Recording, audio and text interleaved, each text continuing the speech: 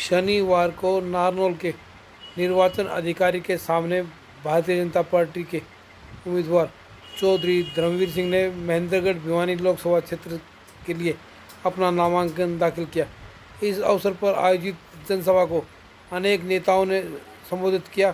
विशेष रूप से राजस्थान भाजपा के अध्यक्ष सतीश पूनिया नामांकन अवसर पर पहुंचे। इस अवसर पर प्रोफेसर रामविलास शर्मा ने भी उपस्थित जनों को संबोधित किया।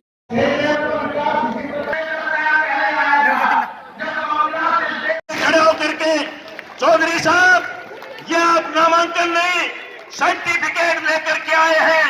ये लोगों की हाजिरी उपस्थिति बता रही है आपकी लोकप्रियता का पैमाना क्या है। हम आपका अभिनंदन और स्वागत करते हैं। धन्यवाद, बहुत बहुत धन्यवाद अध्यक्ष जी। हम हमारे बीच में हमारे बहुत ही लोकप्रिय प्रत्याशी तो हमारे बीच में नारनौल के विधायक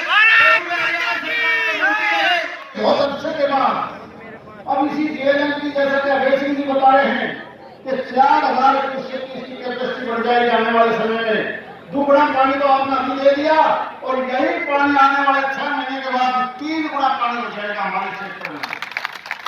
और उसके बाद जो वाटर पानी खत्म हो रहा था, देखना चाहे वो नानो चौधरी हो, चाहे सतनाड़ी हो या अटेली हो, केवल पीने का पानी नहीं, यहाँ पर भी खेती नहलाएगी।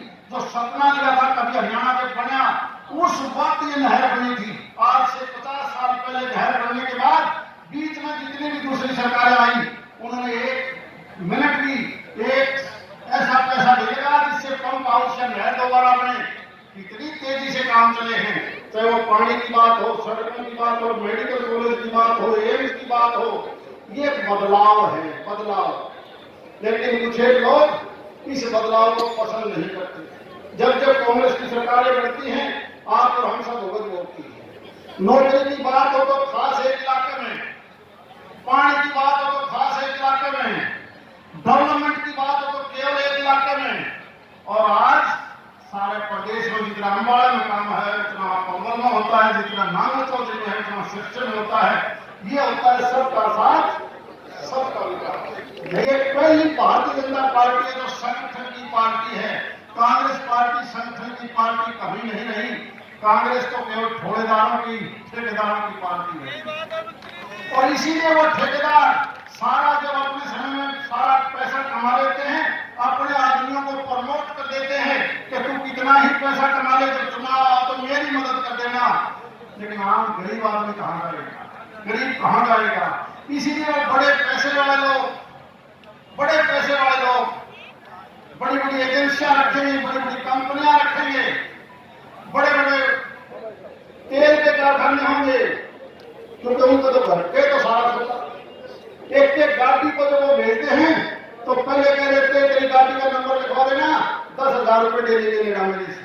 और बाद में झगड़ा पड़ता है कि जो मानस को 3 ले गया, हर महीने में 10,000 ले गया। और एक आप लोग बैठे हो जो केवल अपना पैसा फूक के आए हो। ये वर्कर केवल देश की सोचता है, और वो वर्कर देश की नहीं, लेकिन ये ईमान बिकता नहीं।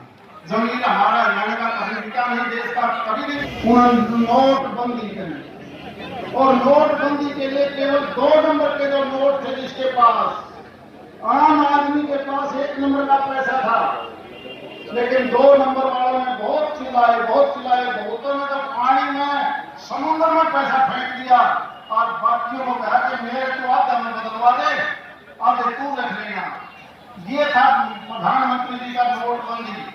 उसके बाद एक जीएसटी लगाई। टैक्स के नाम से बहुत बड़ी कंपनियां इस देश को लूटती थी, क्योंकि अलग अलग टैक्स के नाम थे। उदाहरण के तौर पर हम सीताराम धर्मशाला लेकर 4 गेट खोल दें, कौन आया, कौन गया, कौन लेके गया, कौन खा के गया, कौन सामान कितना निकाल के ले गया, पता नहीं चलता था। जब एक गेट होगा, एक जीएसटी होगी, तो पता लग जाता है कि टैक्स की चोरी कौन कर रहा है। तो सारे एक बार आंखें फाड़ के देखते हैं कि क्या वो वही नारायण चौधरी है जो 2014 से पहले। मंत्री जी, आप भी तीसरी बार बनोगा। तो मैं सिर्फ आपसे एक हाथ जोड़ के प्रार्थना करता हूं कि भाई सरकारों के फैसले आप लोगों के हाथ में होते हैं। और इस तरह के फैसले इतने इस वक्त मैं समझता हूं कि भारतीय जनता पार्टी के अलावा किसी पार्टी को इस क्षेत्र के वोट का हक नहीं है, क्योंकि भारतीय जनता पार्टी ने इस क्षेत्र की तस्वीर बनाई और कैप्टन है जिसके जेल में एक्स कदे लाते हैं।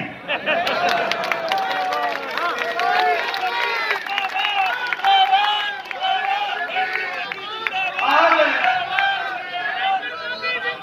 4 महीना पहले हम तालुक गए थे चौधरी धर्म के पिताजी चौधरी भलेराम जी का निधन हुआ था।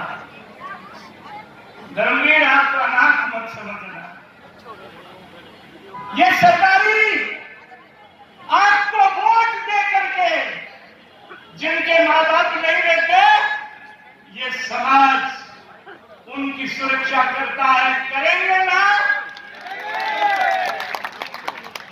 चौधरी धर्म पैदा हो जाए जो 370 खत्म कर देने, आतंकवादियों पर नकेल डाल दे। देश की संसद में आपने भाषण सुना होगा जिसके साक्षी चौधरी धर्मवीर जी हैं। देश के गृह मंत्री ने कहा कि जिंदगी चली जाए 370 को खत्म करेंगे, आतंकवादियों की छाती पर 370 खत्म करके दुनिया को संदेश दिया।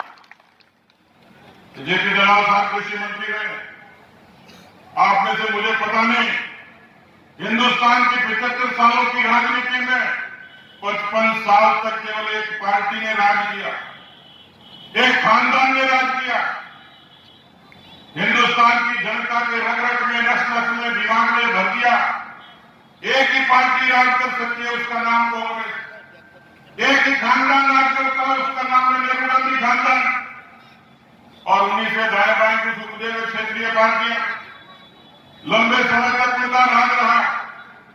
लेकिन 55 वर्षों तक की राजनीति और उसमें आप जोड़ लो वाजपेयी जी का राज, 10 साल का मोदी जी का राज, लगभग 15-16 साल तक भारतीय जनता पार्टी के राज में चौपाल पर कोई पूछे कि कांग्रेस ने क्या किया और बीजेपी ने क्या किया, मैं चुनौती देता हूं सब लोगों को। दलाल साहब बैठे, इनका मंत्रालय था, खेती और किसानी की बात करने वाले उन लोगों को ये सीधी सीधी मैं बात कहना चाहता हूं कि इस समय खेती का बजट था 25,000 करोड़ और मोदी के आने के बाद देश के किसानों का खेती का बजट हुआ है 1,25,000 करोड़ रुपया, पहली बार हिंदुस्तान के। अभी जिक्र कर रहे थे प्रधानमंत्री किसान सम्मान निधि का 6,000 रुपये बैंक के जरिए किसान के, छोटे किसान के खाते में जमा होते हैं। किसी ने कहा कि 6,000 में क्या होता है, लेकिन आपको ताज्जुब होगा, ये दुनिया की सबसे बड़ी डायरेक्ट बेनिफिट ट्रांसफर स्कीम है। सीधे खाते में जमा होने वाली हिंदुस्तान की किसानों के लिए सबसे बड़ी योजना है।